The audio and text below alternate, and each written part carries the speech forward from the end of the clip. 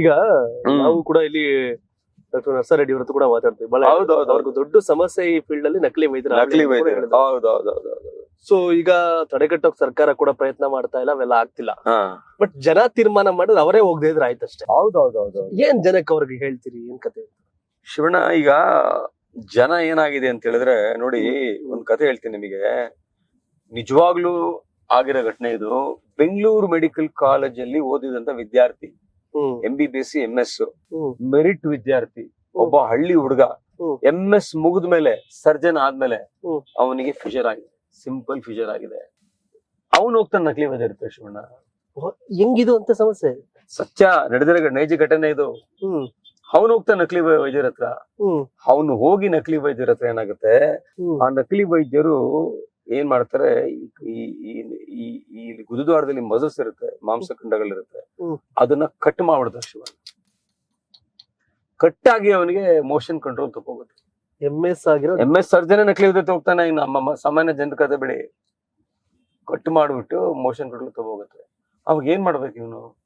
ಎಲ್ಲೋ expert ಹುಡ್ಕೊಂಡು ಡೆಲ್ಲಿಗೋ, ಬಾಂಬೆಗೋ, America ಹೋಗ್ಬೇಕಲ್ವಾ? ಅಥವಾ ಬೆಂಗಳೂರಲ್ಲಿ ಯಾರು ಎಕ್ಸ್ಪರ್ಟ್ಸ್ ಹುಡುಕ್ಬೇಕು. ಇವನೇನ್ ಮಾಡ್ತಾನೆ, ಇವನ್ ಜೂನಿಯರ್ ಒಬ್ಬ ಇರ್ತಾನೆ, MS ಮಾಡಿರೋ ಜೂನಿಯರ್ ಆಗ್ತಾನೆ, ಮುಗಿಸಿರ್ತಾನೆ. ಅವನ ಹತ್ರ ಹೋಗ್ತಾನೆ, ಹಿಂಗ್ ಆಗ್ಬಿಟ್ಟಿದೆ ನನ್ಗೆ ಅಂತ. ಅವ್ನು ನಾನು ಮಾಡ್ತೀನಿ ಬಾ ಅಂದ್ಬಿಟ್ಟು ಅವ್ನು ಫುಲ್ ಕಟ್ ಮಾಡಾಕ. ಶಿವಣ್ಣ, ಫುಲ್ ಕಟ್ ಮಾಡಿ. ಸಾಮಾನ್ಯ ಜನ ಯಾಮಾರ್ತಿಲ್ಲ, ಡಾಕ್ಟರ್ ಸರ್ಜನ್ ಯಾಮಾರ್ತವ್ರೆ. ಸರ್ಜನ್, ಸಿನಿಮಾ ಸ್ಟಾರ್ಸ್, CEO ದೊಡ್ಡವರೆಲ್ಲ ಹೋಗಿದೆ ನಕಲಿ ವೈದ್ಯರ ಹತ್ರ. ನನ್ನ ಹತ್ರ ಬಂದಿರೋ ಹೋಗಿ IT professionals, top level management ನಿಮ್ಮ ಹತ್ರ ಬರ್ತಾರೆ. ನಕಲಿ ವೈದ್ಯರು ಹೋಗಿದಾರಲ್ಲ. ಇನ್ನು ಸಾಮಾನ್ಯ ಜನರ ಕತೆ, ಅವಿದ್ಯಾವಂತ ರೈತರ ಕತೆ ಏನು? ಸೊ ಈ ಡಾಕ್ಟರ್ ಕಂಟ್ರೋಲ್ ತುಪ್ಪ ಶಿವಣ್ಣ. 2 ವರ್ಷ ಅವನು ರೂಮ್ ಬಿಟ್ಟು ಹೊರಗಡೆ ಬರಲ್ಲ. ಬೇಕಾದ್ರೆ ಮೋಷನ್ ಅಲ್ಲೇ ಹೋಗ್ತಾ ಇದೆ. ಕೊನೆಗೆ ಆತ್ಮಹತ್ಯೆ ಮಾಡ್ಕೊಂಡು ಡಿಸೈಡ್ ಮಾಡಿದ್ರು. ಆಮೇಲೆ ಆತ್ಮಹತ್ಯೆ ಮಾಡ್ಕೋಬೇಕಂತ ಡಿಸೈಡ್ ಮಾಡಿದಾಗ ಕೊನೆ ಕರೆ ನನಗ್ ಮಾಡ್ತಾನ. ಆಕ್ಚುಲಿ ನನ್ಗೆ ತುಂಬಾ ಪೆಟ್ಟಾಗಿದೆ ಹುಡುಗ. ಕೊನೆ ಕರೆ ಮಾಡಿದಾಗ ಅವನಿಂದ, ಸಾರ್ ಕ್ಯಾಬೇಜ್ ಆಗ್ಬಿಟ್ಟಿದೀನಿ ಸರ್ ಅಂತ. ಅವ್ನ್ ಗೊತ್ತಿತ್ತಾನ ನೀವಿದ್ದೀರಿ ಅಂತ? ನೀವು ಅವಾಗ ನಾನು ಎಕ್ಸ್ಪರ್ಟ್ ಆಗಿರ್ಲಿಲ್ಲ. ನಾನು ಎಕ್ಸ್ಪರ್ಟ್ ಆಗಿರ್ಲಿಲ್ಲ ಆ ದಿನಗಳಿದು. ನನ್ಗೆ ಫೋನ್ ಮಾಡ್ದ, ಸರ್ ನನ್ ಕ್ಯಾಬೇಜ್ ಆಗ್ಬಿಟ್ಟಿದೀನಿ ಸರ್ ಅಂತ. ಆಗ ನಾನು ನಾನು ಆತ್ಮಹತ್ಯೆ ಮಾಡ್ಕೊಂಡ್ಬಿಡ್ತಿದ್ವಿ. ನಿನ್ ತಲೆಗೆಲ್ಲ ಕೆಟ್ಟಿದೆ ಅಂತ ಹೇಳಿ ಫೋನ್ ಅಲ್ಲಿ ಸಮಸ್ಯೆ ಮಾಡಿ ಅವ್ನು ಎಳ್ಕೊಂಡ್ ಮಂಡ್ಯಕ್ಕೆ ಹೋದ. ನಾನು ಅಲ್ಲಿ ಮಂಡ್ಯದಲ್ಲಿ ಇಟ್ಕೊಂಡು ನೀಟಾಗಿ ರಿಹ್ಯಾಬಿಲಿಟೇಷನ್ ಮಾಡಿ, ಬಟ್ ಅಷ್ಟೊಂದು ಜರ್ನಿ ಶುರು ಮಾಡಿದೆ. ಇದನ್ನ ಒಂದು ಟೆಕ್ನಿಕ್ ಯೂಸ್ ಮಾಡಿ ಅವನಿಗೆ ಮೋಷನ್ ಕಂಟ್ರೋಲ್ ತಂದ್ಬಿಡ್ತೀವಿ. ಬಂದ ಮೇಲೆ ಪಾಪ ಅವ್ನ್ ಮದ್ವೆ ಆಗ್ತಾನೆ, ಮಕ್ಳಾಗ್ತಾರೆ. ಇವತ್ತು ಒಂದ್ ದೊಡ್ಡ ಮೆಡಿಕಲ್ ಕಾಲೇಜಲ್ಲಿ HOD ಆಗಿ ಕೆಲಸ ಮಾಡ್ತಾನೆ. ಅವನ್ನೆಲ್ರಿಗೂ ಪಾಠ ಮಾಡ್ತಾನೆ, ಈ ನಕಲಿ ವೈದ್ಯರ ಹತ್ರ ಹೋಗ್ಬೇಡಿ ಅಂತ. ಸೊ ಒಬ್ಬ ಸರ್ಜನ್ಗೆ ಆತರ ಆಗ್ಬೇಕಾದ್ರೆ ಇನ್ನು ಸಾಮಾನ್ಯ ಜನರ ಕತೆ ಏನಾಗ್ಬೇಕು ಶಿವಣ್ಣ? ಆಮೇಲೆ ಏನಾಗತ್ತೆ ಶಿವಣ್ಣ, ಈ ನಕಲಿ ವೈದ್ಯರು ಇರ್ತಾರಲ್ಲ, ಈ ತುಮಕೂರು ಹತ್ರ ಒಂದು ಹಳ್ಳಿದೆ ಶಿವಣ್ಣ. ಅಲ್ಲಿ ಒಬ್ಬ ನಕಲಿ ವೈದ್ಯ ಇದಾನೆ. ಅವನೇನ್ ಮಾಡ್ತಾನೆ ಗೊತ್ತಾ? ಈ ಬೆಳ್ಳಿ ಉಂಗ್ರ ಕೊಡ್ತಾನೆ ಶಿವಣ್ಣ. ಬೆಳ್ಳಿ ಉಂಗ್ರ 25,000 ಅವನೇ ಚಾರ್ಜ್, ಅವನದೇ ಉಂಗ್ರ. ಈ ಉಂಗ್ರ ಹಾಕೊಂಡು ಎಡಗೈಯಲ್ಲಿ ನೀವು ಗುರುದ್ವಾರ ತೊಳ್ಕೊಳ್ಳಿ ಅಂತ ಹೇಳ್ತಾರೆ. 3 ತಿಂಗಳು ನಕಲಿ ಪೈಸೆಟ್ ಆಗುತ್ತೆ. ಆಯ್ತಾ? ಇನ್ನೊಬ್ಬ ಇದೆ ನಕಲಿ ವೈದ್ಯ ಈ ಕಡೆ ಎಲ್ಲೆಲ್ಲ ಮಧುಗಿರಿ ಕಡೆ. ಅವ್ನೊಬ್ನೇ ಇಲ್ಲ, ಎಲ್ಲಾ ಕಡೆ ನಕಲಿ ವೈದ್ಯರು ಏನಾಗುತ್ತೆ, ಈ ಗುರುದ್ವಾರದಲ್ಲಿ ಟೈಟ್ ಆಗ್ಬಿಟ್ಟಿರುತ್ತೆ. ಈ ಟೈಟ್ ಆಗಿ ಮೋಷನ್ ಹೋಗಿ ತುಂಬಾ ಕಷ್ಟ ಆಗ್ತಾ ಇರುತ್ತೆ.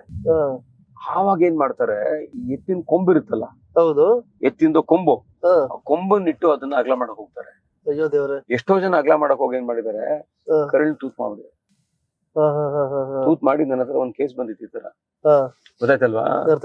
ಆಮೇಲೆ ಏನ್ ಮಾಡ್ತಾರೆ, ಅದೇನೋ ಪೌಡರ್ ಹಾಕೋದು, ಆಸಿಡ್ ಹಾಕೋದು, ಅದೇನೋ ಸುಪ್ಪ ಕಟ್ಟೋದು, ಇದೆಲ್ಲ ಮಾಡಿ ಇನ್ಫೆಕ್ಷನ್ ಆಗಿ ಆ ಇನ್ಫೆಕ್ಷನ್ ಬಾಡಿಗೆಲ್ಲ ಹೇಳ್ತಾ ಇದ್ರೆ ಯಾವ ರೇಂಜ್ ಹಾಳು ಮಾಡ್ತಿದಾರೆ ಬಾಡಿನ ಅಂತ.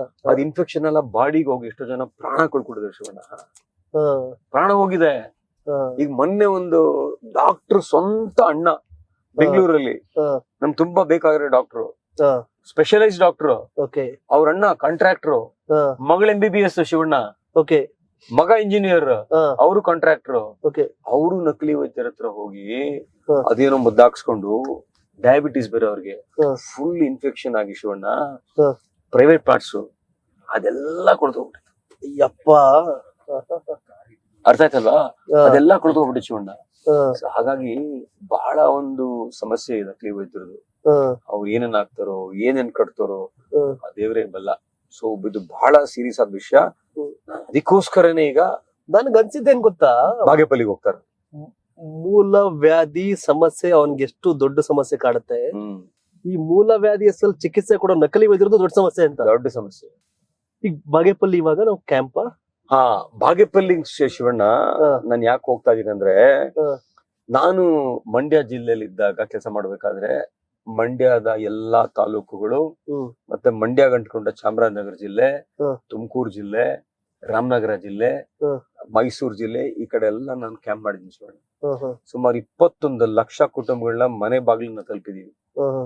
ಈಗ ಬೆಂಗಳೂರು ಬಂದ್ಮೇಲೆ ನಾವು ಈಗ ಹಳೆ ಮೈಸೂರು ಭಾಗ ಏನಿದೆಯಲ್ಲ, ಈಗ ಚಿಕ್ಕಬಳ್ಳಾಪುರ ಜಿಲ್ಲೆ, ಕೋಲಾರ ಜಿಲ್ಲೆ, 2 ಜಿಲ್ಲೆನು ನಾನ್ ತಿಂಗಳಿಗೆ 1 ತಾಲೂಕಲ್ಲಿ ಕೆಲಸ ಮಾಡ್ತೀನಿ ಶಿವಣ್ಣ, ಇಡೀ ರಾಜ್ಯದಲ್ಲಿ. ಇವತ್ತು ಬಾಗೇಪಲ್ಲಿಯಲ್ಲಿ ಕೆಲಸ ಮಾಡ್ತಾ ಇದೀವಿ. ನಾನು ಯಾಕೆ ಮಾಡ್ತೀನಪ್ಪ ಈ ಹಳ್ಳಿಗೆಲ್ಲ ಹೋಗಂತ ಹೇಳಿದ್ರೆ, ಬೇಸಿಕಲಿ ಅರಿವು, ಅವೇರ್ನೆಸ್. ಈ ತರ ಸಮಸ್ಯೆಗಳು ದೊಡ್ಡ ಸಮಸ್ಯೆ ಅಲ್ಲ, ಈ ತರ ಸಮಸ್ಯೆಗಳು ಸಿಂಪಲ್ ಆಗಿರುತ್ತೆ. ನೀವು ನಕಲಿ ವೈದ್ಯರ ಹತ್ರ ಹೋಗ್ಬೇಡಿ, ನೀವು ನುರಿತ ತಜ್ಞರ ಹತ್ರ ಹೋಗಿ ಅಂತ ಹೇಳಿ ಅವೇರ್ನೆಸ್ ಕ್ರಿಯೇಟ್ ಮಾಡ್ತೀವಿ ಶಿವಣ್ಣ. ಹೇಗ್ ಕ್ರಿಯೇಟ್ ಮಾಡ್ತೀವಿ ಅವೇರ್ನೆಸ್ ಅಂತ ಹೇಳಿದ್ರೆ, ಕ್ಯಾಂಪ್ ಮಾಡೋ 1 ತಿಂಗಳ ಮೊದಲು ನಾವು ಯೂಟ್ಯೂಬ್ ಅಲ್ಲಿ, ಫೇಸ್ಬುಕ್ ಅಲ್ಲಿ, ಇನ್ಸ್ಟಾಗ್ರಾಮ್ ಅಲ್ಲಿ, ಪೇಪರ್ ಅಲ್ಲಿ ಪಾಂಪ್ಲೆಟ್, ಆಟೋ ಪ್ರಚಾರ, ಇದೆಲ್ಲ ಮಾಡ್ತೀವಿ ಶಿವಣ್ಣ. ಈ ಅವೇರ್ನೆಸ್ ಏನಂದ್ರೆ, ಏನ್ ತಿನ್ಬೇಕು, ಏನ್ ತಿನ್ಬಾರ್ದು, ಯಾವ ರೀತಿ ಕಾಯಿಲೆ ಬಂದಾಗ ಯಾವ ಡಾಕ್ಟರ್ ಹತ್ರ ಹೋಗ್ಬೇಕು ಅಂತ ಹೇಳಿ ಒಂದು ಅವೇರ್ನೆಸ್ ಮಾಡ್ತೀವಿ 1 ತಿಂಗಳು. ಆ 1 ತಿಂಗಳು ಅವೇರ್ನೆಸ್ ಮಾಡಿ, ಒಂದು ಭಾನುವಾರ ಏನ್ ಮಾಡ್ತೀವಿ, ಒಂದು ಶಾಲೆಯಲ್ಲೋ ಎಲ್ಲೋ ಫಿಕ್ಸ್ ಮಾಡ್ಬಿಟ್ಟು ಜನ ಬರ್ತಾರೆ. ಅವತ್ತು ಅವ್ರಿಗೆಲ್ಲ ಉಚಿತವಾಗಿ ಎಲ್ಲ ತಪಾಸಣೆ ಮಾಡಿ, ಒಂದು ತೋರಿಸ್ತೀನಿ ನಿಮ್ಗೆ ಯಾವ ರೀತಿ ನಾವು ಮಾಡ್ತೀವಿ ಅಂತ. ತಪಾಸಣೆ ಎಲ್ಲ ಮಾಡಿ ನಾವು ಹೋಗ್ತೀವಿ. ಈಗ ಅಲ್ಲಿಗೆ ಹೋಗ್ತಾ ಇದೀವಿ, ಈಗ ಅಲ್ಲಿಗೆ ಹೋಗ್ತಾ ಇದೀವಿ ನಾವು. ಸೊ ಈ ರೀತಿ ನಾನು ಕೋಲಾರ, ಚಿಕ್ಕಬಳ್ಳಾಪುರ ಜಿಲ್ಲೆ, ಮಂಡ್ಯ ಜಿಲ್ಲೆ, ಹಾಸನ, ಮೈಸೂರು, ತುಮಕೂರು, ರಾಮನಗರ, ಸುಮಾರು ಜಿಲ್ಲೆಗಳಲ್ಲಿ ಎಲ್ಲಾ ತಾಲೂಕುಗಳಲ್ಲಿ ನಾವು ಕ್ಯಾಂಪ್ ಮಾಡ್ತಾ ಬರ್ತೇವೆ. ಈಗ ನಾವು ಈ ಅವೇರ್ನೆಸ್ ಮಾಡಿಸದೆ ಹೋದ್ರೆ ಹೇಗೆ ಜನಕ್ಕೆ ಅವೇರ್ನೆಸ್ ಆಗುತ್ತೆ? ಕೇಂದ್ರ ಸರ್ಕಾರದಲ್ಲಿ ಎಲ್ಲದಕ್ಕೂ ಕಾರ್ಯಕ್ರಮಗಳಿದೆ. ಟಿಬಿ ಕಾರ್ಯಕ್ರಮ ಇದೆ, ಮಲೇರಿಯಾ ಕಾರ್ಯಕ್ರಮ ಇದೆ, ಈ ನಾನ್ ಕಮ್ಯುನಿಕಬಲ್ ಡಿಸೀಸ್ ಅಂತ ಕರಿತೀವಿ ಅದಕ್ಕೆ ಕಾರ್ಯಕ್ರಮ ಇದೆ, ಡೆಂಟಲ್ ಕಾರ್ಯಕ್ರಮ ಇದೆ, ಓರಲ್ ಕ್ಯಾನ್ಸರ್ ಕಾರ್ಯಕ್ರಮ ಇದೆ, ಇದು ಬ್ರೆಸ್ಟ್ ಕ್ಯಾನ್ಸರ್ ಕಾರ್ಯಕ್ರಮ ಇದೆ. ಆದ್ರೆ ಈ ಕೋಲೋರೆಕ್ಟಲ್ ಜಠರದ ಸಮಸ್ಯೆಗಳು, ಕೋಲೋನ್ ಕ್ಯಾನ್ಸರ್ ಆಗ್ಬೋದು, IBD ಆಗ್ಬೋದು, ಪೈಲ್ಸ್ ಆಗ್ಬೋದು, ಫಿಸ್ಟುಲಾ ಆಗ್ಬೋದು, ಇದಕ್ಕೆ ಅವೇರ್ನೆಸ್ ಕಾರ್ಯಕ್ರಮನೇ ಇಲ್ಲ. ನಾನು ನೀತಿ ಆಯೋಗದ ಚೇರ್ಮನ್ ಜೊತೆಗೆ ಮಾತಾಡಿ ಹಿಂದೆ ರಾಜೀವ್ ಕುಮಾರ್ ಅಂತಿದ್ರು, ಅವೇರ್ನೆಸ್ ಕಾರ್ಯಕ್ರಮ ಶುರು ಮಾಡ್ತೀವಿ ಅಂತ ಹೇಳಿದ್ರು. ಅಷ್ಟೊತ್ತಿಗೆ ಎಲೆಕ್ಷನ್ಸ್ ಬಂತು, ಎಲೆಕ್ಷನ್ಸ್ ಆದ್ಮೇಲೆ ಮಾಡೋಣ ಅಂತ ಹೇಳಿದ್ರು, ಅವರೇ ಬದಲಾಗೋದ್ರ ಆಮೇಲೆ. ಸೊ ಹಾಗಾಗಿ ನೀತಿ ಆಯೋಗಕ್ಕೆ ನಾವು ಹೋಗಿ ಒಂದು ಕೊಟ್ಟು ಅವೇರ್ನೆಸ್ ಕಾರ್ಯಕ್ರಮ ಮಾಡಿಸ್ಬೇಕು ಅಂತ ಒಂದು ಚಿಂತನೆ ಇದೆ. ಗುಡ್. ಬಹಳ ನನ್ಗೇನಂದ್ರೆ ಈ ಜರ್ನಿ ಬೆಂಗಳೂರು ಡಾಲರ್ಸ್ ಕಾಲೋನಿಂದ ಶುರುವಾಗಿ ದೇವನಹಳ್ಳಿ ಬರೋಷ್ಟರಲ್ಲಿ ನನಗೆ ಈ ಮೂಲವ್ಯಾಧಿಯ ಮೂಲ ಏನು, ಸಮಸ್ಯೆ ಹೇಗ್ ಬರುತ್ತೆ, ಯಾರಿಗ್ ಬರುತ್ತೆ, ಈ ಮೂಲವ್ಯಾಧಿ ಹೆಸರಲ್ಲಿ ಎಷ್ಟು ಲಕ್ಷಾಂತರ ಜನ ನಕಲಿ ಡಾಕ್ಟರ್ಗಳು ಸಮಸ್ಯೆ ಮಾಡ್ತಾ ಇದಾರೆ, ಎಂತೆಂತ ಎಜುಕೇಟೆಡ್ ಯಾಮಾರಿದ್ದಾರೆ. ಸೊ ಇದನ್ನ ಹಿಂಗ್ ಅವೇರ್ನೆಸ್ ಕ್ರಿಯೇಟ್ ಮಾಡಕ್ ಹೊರಟಿದಿರಿ, ಇದೆಲ್ಲವೂ ನನಗ್ ಬಂತು. ಈಗ ನನ್ಗೆ ಬಹಳ ಕುತೂಹಲ, ಬಾಗೇಪಲ್ಲಿ ಇದು, ಬಾಗೇಪಲ್ಲಿ ಹೋಗಿ ಅಲ್ಲಿ ಹಿಂಗೆ ಬಂದಿರ್ತಾರೆ ನಿಮ್ ಕ್ಯಾಂಪ್ಗೆ ಅಂತ ಜನ ಎಲ್ಲ ಬಂದಿರ್ತಾರೆ. ಇನ್ ಬಹುತೇಕ ಈ ಮೂಲವ್ಯಾಧಿ ಬಂದ್ಮೇಲೆ ನೆಗ್ಲೆಕ್ಟ್ ಮಾಡಿದ್ರೆ ಮತ್ತೆ ವ್ಯತ್ಯಾಸ ಆದ್ರೆ ಕ್ಯಾನ್ಸರ್ಗೆ ಹೋಗುತ್ತೆ ಅನ್ನೋದೊಂದು ಮಾತಿದೆ. ಒಳ್ಳೆ ಪ್ರಶ್ನೆ ಕೇಳಿದ್ರಿ ಶಿವಣ್ಣ. ಈಗ ಎಲ್ಲಾರು ಹೇಳೋದು ಮೂಲವ್ಯಾಧಿ ಬಂದ್ರೆ ಅದು ಕ್ಯಾನ್ಸರ್ಗೆ ಹೋಗುತ್ತೆ ಅಂತ. ಶುದ್ಧ ಸುಳ್ಳು. ಕ್ಯಾನ್ಸರ್ ಇದ್ರೆ, ಕೋಲೋರೆಕ್ಟಲ್ ಕ್ಯಾನ್ಸರ್, ಜಠರದ ಕ್ಯಾನ್ಸರ್, ದೊಡ್ಡ ಕರಳಿನ ಕ್ಯಾನ್ಸರ್ ಇದ್ರೆ, ಆ ಕ್ಯಾನ್ಸರ್ ಇದ್ದಾಗ ಬ್ಲೀಡಿಂಗ್ ಆಗುತ್ತೆ ಶಿವಣ್ಣ. ಆ ಬ್ಲೀಡಿಂಗ್ ನ ನಕಲಿ ವೈದ್ಯರೆಲ್ಲ ಪೈಲ್ಸ್ ಅಂತ ಟ್ರೀಟ್ ಮಾಡ್ತಾರೆ ಶಿವಣ್ಣ. ನಕಲಿ ವೈದ್ಯರಲ್ಲ, ಬಟ್ ಅಟ್ಲೀಸ್ಟ್ ಅದನ್ನ ಹೋಗಿ ನಾನು ಚೆಕ್ ಮಾಡಿಸ್ಕೋಬೇಕು, ಕರೆಕ್ಟ್ ಆಗಿರೋ ಆಸ್ಪತ್ರೆ, ಡಾಕ್ಟರ್ ಹತ್ರ ಅನ್ನೋ ಜನ ಈಗ ನೀವು ಅವೇರ್ನೆಸ್ ಕ್ರಿಯೇಟ್ ಮಾಡ್ತೀವಿ. ಜನಕ್ಕೆ ಅಂದ್ರೆ ಬ್ಲೀಡಿಂಗ್ ಅಂದ್ರೆ ಬರೀ ಪೈಲ್ಸ್. ಈಗ ನೀವು ಅವೇರ್ನೆಸ್ ಕ್ರಿಯೇಟ್ ಮಾಡಿ ಹೇಳಿದ್ರಿ, ಹಳೆ ಮೈಸೂರು ಭಾಗ ಮಾಡ್ತಾ ಇದೀನಿ ಅಂತ. 2020 ಹೇಗಿತ್ತು ಜನಗಳ ರಿಯಾಕ್ಷನ್, ಇವಾಗ ಹೇಗಿದೆ ಅಂತ? ತುಂಬಾ ಇಂಪ್ರೂವ್ ಆಗಿದ್ದಾರೆ. ಹೌದಾ? ತುಂಬಾ ಈ ಅವೇರ್ನೆಸ್ ಇಂದ ನಾವು ಹಳೆ ಮೈಸೂರು ಭಾಗದಲ್ಲಿ, ಮಂಡ್ಯ ಸುತ್ತಮುತ್ತ ಮಾಡಿದ್ವಲ್ಲ, ನಕಲಿ ವೈದ್ಯರದು ಬಿಸ್ನೆಸ್ ಕಮ್ಮಿ ಆಗಿದೆ. ಆಕ್ಚುಲಿ ತುಂಬಾ ಕಡಿಮೆ ಆಗಿದೆ. ಬರ್ತಾ ಇದಾರೆ ನಮ್ಮ ಹಾಸ್ಪಿಟಲ್ ಗೆ ತುಂಬಾ ಜನ ಮಂಡ್ಯದಲ್ಲಿ. ಸೊ ನೀವ್ ಹೇಳಿದ್ರಲ್ಲ, ಈಗ ಈ ಕ್ಯಾನ್ಸರ್ ಕನ್ವರ್ಟ್ ಆಗತ್ತಂತ, ರಕ್ತ ಹೋದ್ರೆ ಜನಕ್ಕೆಲ್ಲ ಏನು ಬರೀ ಅದು ಪೈಲ್ಸ್ ಆಗಿದೆ ಅಂತ.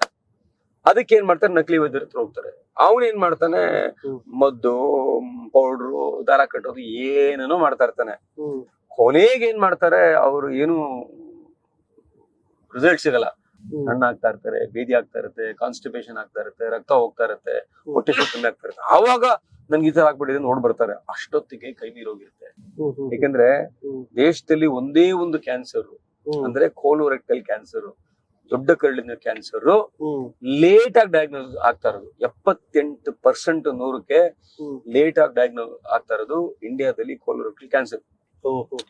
ಇಂಡಿಯಾದಲ್ಲಿ ಇದು 3ನೇ ಅತಿ ದೊಡ್ಡ ಕ್ಯಾನ್ಸರ್. ಇತ್ತೀಚಿನ ದಿನಗಳಲ್ಲಿ ಕೋಲೋರೆಕ್ಟಲ್ ಕ್ಯಾನ್ಸರ್ ಜಾಸ್ತಿ ಆಗ್ತಾ ಬರ್ತಾ ಇದೆ. ಸೊ ಯಾಕೆ ಲೇಟ್ ಆಗ್ತಾ ಇದೆ ಅಂತ ಹೇಳಿದ್ರೆ ಡಯಾಗ್ನೋಸ್ ಮಾಡೋದು, ಬಂದ ತಕ್ಷಣ ಅದನ್ನ ಪೈಲ್ಸ್ ಅನ್ಕೋತಾರೆ, ಬ್ಲಡ್ ಪೈಲ್ಸ್ ಅನ್ಕೋತಾರೆ. ಹಾಗೆ ತುಂಬಾ ಲೇಟ್ ಆಗ್ತದೆ ಡಯಾಗ್ನೋಸಿಸ್.